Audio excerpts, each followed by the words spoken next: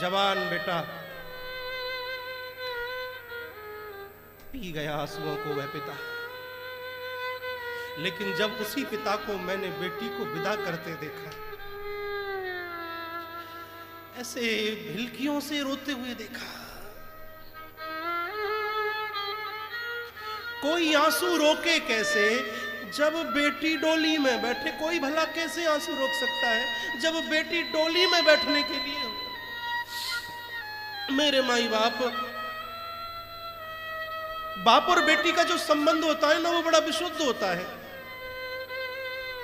जब बाप हारा थका घर लौटता है ना, अगर बेटी सो भी रही होगी ना तो जागेगी, खड़ी होगी, जल का पात्र लेगी और पिता के पास पहुंचेगी। लो पिताजी, पापा जल पी लो।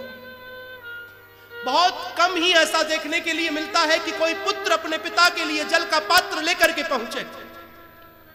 लेकिन बेटी चाहे कैसी भी हो, किसी की भी हो, जब वह अपने पिता के लिए, उसे मालूम पड़ जाए, भनक लग जाए कि पिताजी आने वाले होंगे या पिताजी आ रहे होंगे, तो सबसे पहले सेवा में हाजिर हो जाएगी। पिताजी कभी कभी आराम कर लिया करो, विश्राम कर लिया करो। जब देखो जब आप भाग दौड़ में ही लगे रहते हो, थोड़ा रेस्ट भी किया करो, थक गए होंगे। बेटी जितना पिता को प्रेम करती है साहब, क्षमा करना पुत्र नहीं कर सकता।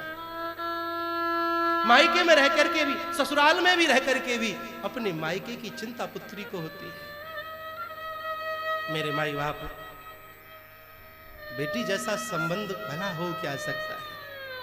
पिता पुत्री जैसा संबंध भला क्या हो सकता है?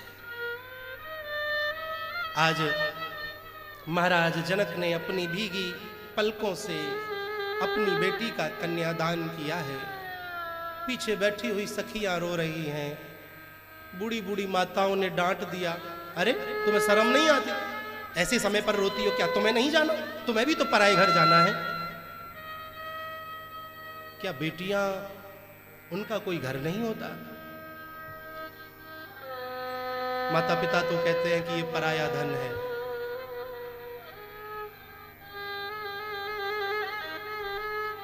ससुराल वाले कहते हैं, सास ससुर कहते हैं ये पराए घर से आई है। तो घर कौन सा है बेटी का? बेटी का घर तो महाराज है तो दोनों ही, लेकिन सच्चा घर तो वही बेटी का घर है जिस घर में बेटी का कन्यादान हुआ है। उसे अपने कलेजे का टुकड़ा सौंपना कोई मामूली बात नहीं है। अब मैंने इसका दान कर दिया, इस पर अब मेरा कोई अधिकार नहीं रहा। अब तो मैं जब चाहूं अपनी इच्छा से इसे बुला भी नहीं सकता। जब बेटी डोली में बैठने को होती है,